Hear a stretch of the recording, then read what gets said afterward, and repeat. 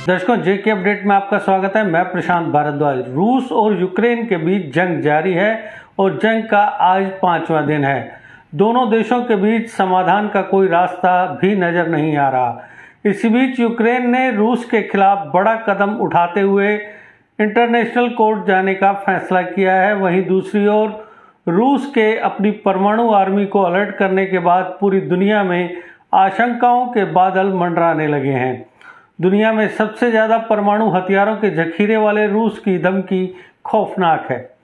रूस यूक्रेन युद्ध के बीच मॉस्को की इस तैयारी ने पूरी दुनिया को डरा दिया है। रूस के परमाणु हथियारों की कमान वाले परमाणु निवारक बल बेहद खतरनाक दस्ता माना जाता है। रूसी राष्ट्रपति व्लादिमीर पुतिन ने नाटो देशों के आक्रामक बयानबाजी के बाद ये आदेश जारी किया है। वहीं दूसरी ओर यूक्रेन के राष्ट्रपति जेलेंस्की ने लिखा कि यूक्रेन ने रूस के खिलाफ अपना आवेदन आईसीजे को सौंप दिया है। उन्होंने अपने ट्वीट में लिखा कि रूस को आक्रामकता को सही ठहराने के लिए नरसंहार की धारणा में हेरफेर करने के लिए जवाबदेह ठहराया जाना चाहिए। हम रूस को सैन्य गतिविधि को अब बंद करने का आदेश देने के लिए एक तत्काल निर्णय का अनुरोध करते हैं और अगले सप्ताह परीक्षण शुरू होने की उम्मीद करते हैं। आपको बताते चलें कि रूस के खिलाफ यूक्रेन अलग अलग तरीके अपना रहा है। यूक्रेन के राष्ट्रपति वोलोदिमीर जेलेंस्की ने कहा कि उनके देश पर आक्रमण के चलते रूस को यूनाइटेड नेशंस सिक्योरिटी काउंसिल से बाहर कर दिया जाना चाहिए। जेलेंस्की ने रविवार को एक वीडियो संदेश में कहा कि यूक्रेन पर रूस का आक्रमण नरसंहार की दिशा में उठाया गया कदम है।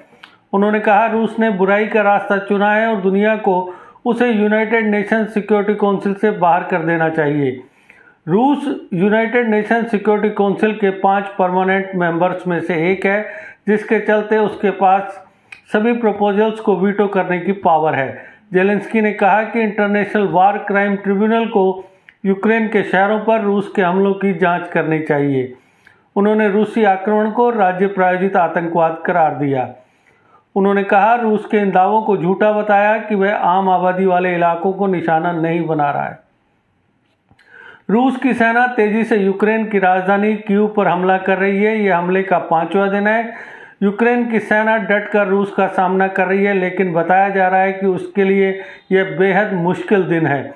यूक्रेन की मदद के लिए यूरोपीय संघ ने हथियार भेजने का फैसला किया है। वहीं यूक्रेन के मुद्दे को लेकर ही यूनाइटेड नेशंस सिक्योरिटी काउंसिल की बैठक बुलाई गई है। 15 सदस्यों में से 11 ने यूनाइटेड नेशंस जनरल असेंबली में इसको लेकर चर्चा कराने का समर्थन किया है। वहीं यूक्रेन का दावा है कि उसने 4300 से ज़्यादा रूसी सैनिकों को मार गिराया है और 200 से ज़्यादा को युद्धबंदी बनाया गया है। 27 फरवरी को वाशिंगटन में व्हाइट हाउस के सामने यूक्रेन के समर्थन में मार्च निकाला गया। लोगों ने जो बाइडेन से रूस पर कड़ा कदम उठाने की मांग की है। रूसी सैनिकों और यूक्रेनी सैनिकों के बीच जंग का मैदान किसी वर्ल्ड वार से कम नहीं है। पहले जहां यूक्रेन की सेना रूसी सैनिकों के आगे कमतर नजर आ रही थी, लेकिन अब यूक्रेन के सैनिक रूसी सैनिकों को कड़ी टक्कर दे रहे हैं। खार्किव के गवर्नर ने दावा किया कि खार्किव में यूक्रेनियनों ने रूसी सैनिकों को खदेड़ दिया और कब्जा कर लिया है। ऐसे में अब बड़ी खबर सामने आई है। रूसी मीडिया की माने तो राष्ट्रपति व्लादिमीर पुतिन ने अपनी न्यूक्लियर डेटरेंट फोर्स को अलर्ट पर रहने को कहा है। रूस की सबसे बड़ी ताकत परमाणु हथियार समझी जाती है। जेलेंस्की ने कहा, हम अपने देश की आज़ादी को कायम रखने के लिए जब तक जरूरी होगा लड़ेंगे। बमबारी के डर से बच्चों समेत लोगों ने बंकरों और अंडरग्राउंड मेट्रो स्टेशनों अन्य जगहों पर पनाह ली है। सरकार ने लोगों को सड़कों से दूर रखने के लिए 39 घंटे का कर्फ्यू लगा रखा है। यूक्रेन के 1.5 लाख से अधिक लोग पोलैंड, मोल्दोवा और अन्य पड़ोसी मुल्कों में चले गए हैं तथा यूनाइटेड नेशंस ने आगाह किया है कि अगर लड़ाई बढ़ती है तो यह तादाद 40 लाख तक पहुंच सकती है।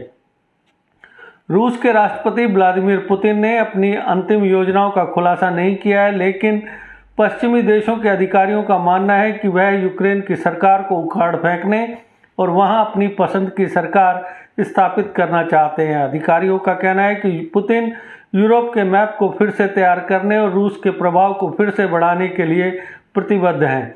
यूक्रेन की सहायता के लिए अमेरिका ने टैंक रोधी हथियारों, बख्तरबंद और छोटे हथियारों सहित यूक्रेन को अतिरिक्त $25 करोड़ देने का वचन दिया।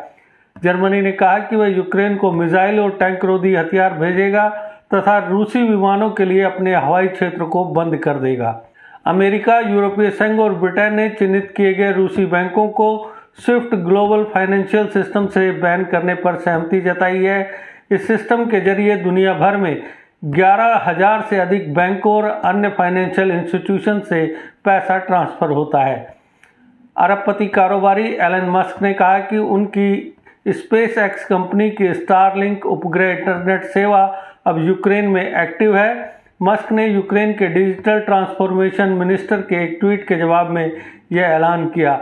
मिनिस्टर ने कहा था कि मस्क मंगल ग्रह का कोलोनाइजेशन करने की कोशिश कर रहे हैं, जबकि रूस यूक्रेन पर कब्जा करने की कोशिश कर रहा है। मिनिस्टर ने मस्क से उनके देश को स्टारलिंक स्टेशन से जोड़ने का आह्वान किया था। वहीं दूसरी ओर अब रूस ने यह तय किया है कि वह जमीन पर भी वार करेगा। रूस यूक्रेन में तेजी से हमले कर रहा है। अब तक ज़्यादातर एयर अटैक किए गए। अब रूस की सेना सड़क के रास्ते भी यूक्रेन की राजधानी में दाखिल हो रही है। रूस ने न केवल सैन्य अड्डों पर हमला किया बल्कि कई बड़ी इमारतें भी हवाई हमले में ढह गई। अब युद्ध के अगले फेज में यही आशंका है कि रूस यूक्रेन के अंदर बड़ी तादाद में भारी हथियार दाखिल करवा सकता है। हालांकि रिपोर्ट्स यही बताती हैं कि रूस सीमित संख्या में ही टैंकों का इस्तेमाल कर रहा है। एक वीडियो सामने आया है जिसमें देखा जा सकता है कि रूस के टैंक कीव की ओर बढ़ रहे हैं। एक और वीडियो सामने आया जिसमें रास्ते से गुजरने वाला एक शख्स टैंक के साथ खड़े रूसी सैनिकों से बात करता है। रूस की सेना काफ़ी ताकतवर है। दूसरे हथियारों की तरह रूस की फायर पावर का भी कोई मुकाबला नहीं है। इसके पास करीब 12,000 टैंक हैं, वहीं यूक्रेन के पास सिर्फ 2,500 टैंक ही हैं। हालांकि राहत की बात यह है कि रूस अभी परमाणु हथियारों वाले टैंक का इस्तेमाल नहीं कर रहा है। टैंक के अलावा रूस के पास बेहद शक्तिशाली आर्म्ड पर्सनल व्हीकल भी हैं। इनका इस्तेमाल टारगेट के पास तक पहुंचाने में किया जाता है। इसके अलावा रूस के T-72 टैंक भी बेहद ताकतवर है जिन पर लॉन्चर लगा होता है। इन टैंकों पर थर्मोबोरिक रॉकेट भी ले जाए जा सकते हैं जो कि बेहद खतरनाक हैं। इसे लॉन्च करने से ऑक्सीजन की कमी की वजह से लोगों का दम घुटने लगता है। इसके साथ बहुत सारे लोगों की मौत हो जाती है। तो ताज़ा जानकारी यही है कि रूस और यूक्रेन के बीच जंग का आज 5वां दिन है और वहां पर लगातार रूसी फौज जो है वो हमले कर रही है और यूक्रेन की सेना अपने राष्ट्रपति की अगुवाई में उन हमलों का जवाब दे रही है। धन्यवाद। A school with a difference. Pratap World School with latest technology in teaching and learning. We focus on career academics, excellence and co-curricular activities. A world-class English medium co-educational residential cum day boarding school. Friendly environment, secure campus. Best hostel facilities like your home. Best school for your son and daughter. Admission open for all classes. Pratap World School, Defence Road, Pathankot. GK update रहे हमारे साथ। अगर आप ये video YouTube पर देख रहे हैं तो हमारे YouTube चैनल को सब्सक्राइब करें और बेल आइकन को क्लिक करें। अगर आप ये वीडियो Facebook पर देख रहे हैं तो हमारा Facebook पेज लाइक जरूर करें। For advertisement please contact 705-109-1811।